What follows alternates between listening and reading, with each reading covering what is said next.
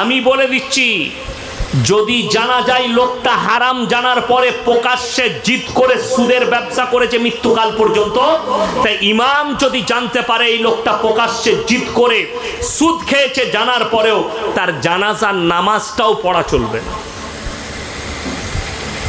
কেন? যে লোক আল্লাহর সঙ্গে যুদ্ধ করলো সে লোক আর মুমিন থাকতে পারে? যে লোক রসুলের বিরোধিতা করলো সে লোক আর মুমিন থাকতে পারে? আরে দোয়া কার জন্য হয়? মুমিনের জন্য। দোয়া কার জন্য? মুমিনের জন্য। তো যে আমার আল্লাহর সঙ্গে যুদ্ধ করলো সারা জিন্দগি, তার লেগে কি দোয়া করবেন? নাম্বার 1 গেল।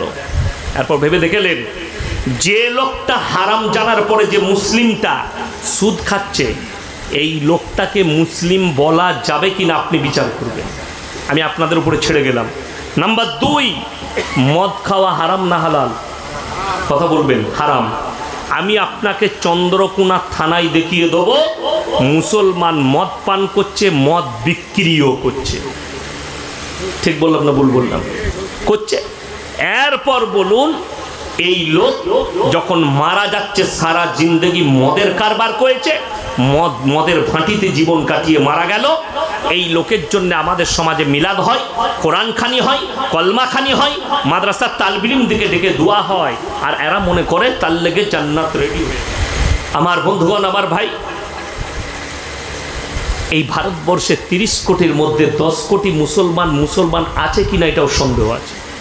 যদি বলেন পুরুষ, আমি এই মেদিনীপুর জেলায় দিয়ে যাব। এই থানাটা কোন থানা? চন্দ্রকোনা থানা। আমি এই থানাতে প্রমাণ দিয়ে যাব। আপনি অবাক হবেন, কষ্টও লাগবে, আপনার মনে মনে হবে, আপনার চোখটা খুলে দিয়ে যায়। আমাদের সমাজের লোক মনে করে গরুর মাংস খেলে মুসলমান হওয়া যায়। কে বলল আপনাকে? কোনো বাপের বেটা মৌলবি যদি দেখাতে পারে যে মুসলমান হওয়ার জন্য গরুর মাংস খাওয়াটা শর্ত, আমি আর জীবনে সমাজের বুকে বক্তব্য রাখবো। আল্লাহ হালাল করেছে, আপনি খেতে পারেন। যদি আপনার না পোষায় আপনি খাবেন না। বোম্বেতে মোষের মাংস আছে, দিল্লিতে মোষের মাংস আছে, পাঁঠার মাংস আছে, খাসির মাংস আছে, উত্তরপ্রদেশে মোষের মাংস আছে। তো সেখানকার মুসলমানরা গরু খায় না, তারা মুসলমান নয়।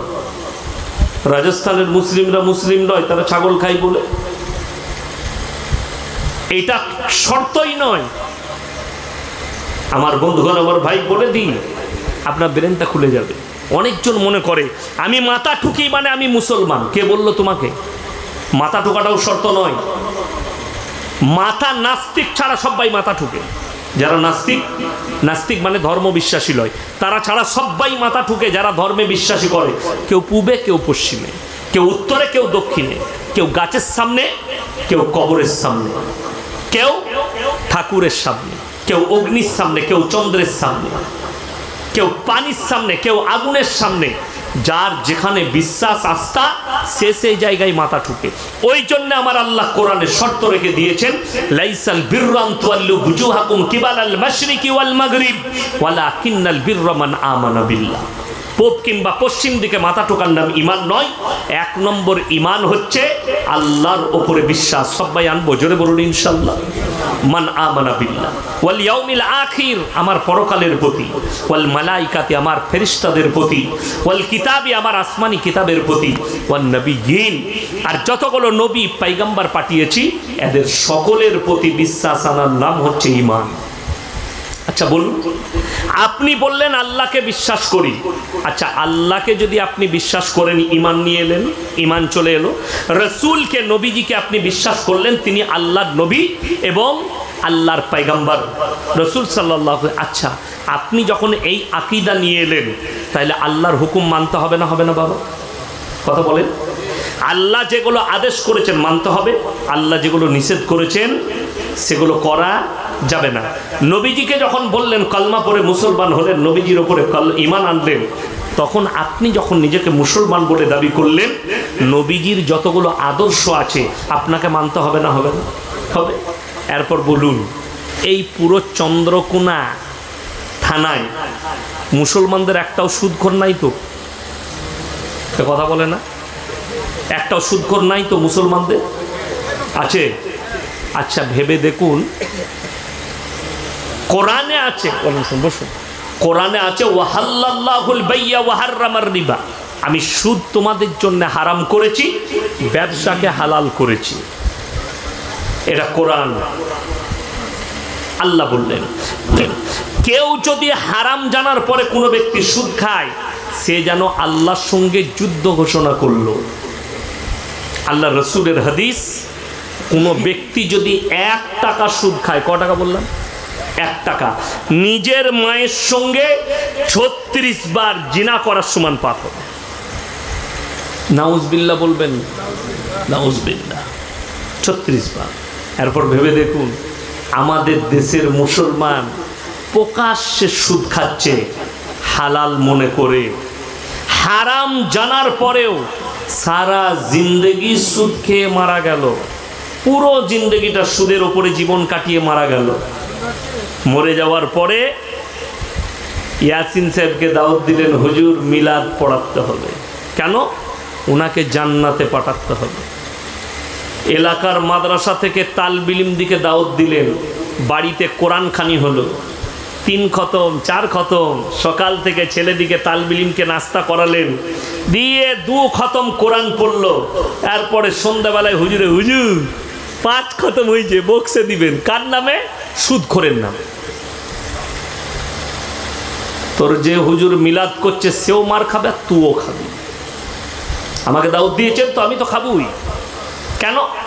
কোন বাপের বেটা মলবি, আমি 2 ঘন্টা আছি স্টেজে, যদি থাকে স্টেজে নিয়ে আসুন, সে খালি এতটুকু প্রমাণ করাবে হারাম জানার পরে জিন্দগি ভর সুদ খেয়ে লোকটা মারা গেছে, তার লেগে এইভাবে দোয়া করলে লোকটা জান্নাতে চলে যাবে। আমি জীবনে আর সমাজের বুকে কথা রাখবো না। নিয়ে আসুন, কোনো বাপের বেটা মলবি থাকলে নিয়ে আসুন স্টেজে, কোরআন হাদিস থেকে দলিলটা দিয়ে যাবে। আর ওই জন্য কালকে জলসাই বলেছি, শুনেলেন রসুলের হাদিস, আখরি জামানায় 100টা আলেমের মধ্যে 90টা জাহান্নামী মৌলবি হবে, হুজুর হবে। 100টা হুজুরের মধ্যে 90টা জাহান্নামী। কেন? তারা নিজেদের স্বার্থের জন্যে, নিজেদের পেটের জন্যে লোকের কাছে হক কথাকে লুকিয়ে দিবে। আমি ইয়াসিন যদি সুদখোরের বিরোধিতা করি, আমাকে আর মিলাদে দাওয়াত দিবে না, আমাকে আর জলসাই দাওয়াত দিবে না। এই ভয়ে যারা ঢেকে রেখে দেয়। কোরআন শুনেলেন সূরা বাকারা, ইন্নাল্লাযীনা ইয়াকতুমুনা মা আনজালাল্লাহু মিনাল কিতাব ওয়া ইয়াশতারুনা বিহি সামানান কালীলা উলাইকা মা ইয়াকুলুনা ফি বুতুনিহিম ইল্লান নার। হে আমার নবী, বলে দাও, তোমাদের মধ্যে কিছু এমন মৌলবি থাকবে, হুজুর থাকবে, যারা নিজেদের পেট চালাবার জন্য আমার কোরআনের আয়াতকে লুকিয়ে দেয়, হককে লুকিয়ে দেয়। তারা নিজেদের পেটেতে আগুন ছাড়া আর কিছু ভরে না। আমি আল্লাহ কিয়ামতের দিনে এই হুজুর দিকে, মৌলবি দিকে কঠিন আযাবে মুবতালা করে দেব। এটা কোরআন, সূরা বাকারা। আপনি আর বিরোধিতা করতে পারবেন না। আমার ভাই, আমার বন্ধুগণ, অবাক লাগে, দুঃখ লাগে। একটা লোক সারা জিন্দগি মদের ভাটিতে জীবন কাটিয়েছে। কেষ্টপুর বাজারে, আপনার শ্রীনগর বাজারে অ্যাক্সিডেন্ট হয়ে মারা গেল। সেই লোকের জন্য দোয়া হচ্ছে, সেই লোকের জন্য আপনার মিলাদ হচ্ছে, সেই লোকের জন্য কোরআনখানি হচ্ছে, সেই লোকের জন্য জুম্মার দিনে নামাজ পড়ে ইমামকে বলছে, হুজুর আমার চাচা মারা গেছে অ্যাক্সিডেন্ট হয়ে, দোয়াটা করে দিবেন। সব লোক মুসল্লিরা আমিন বলছে।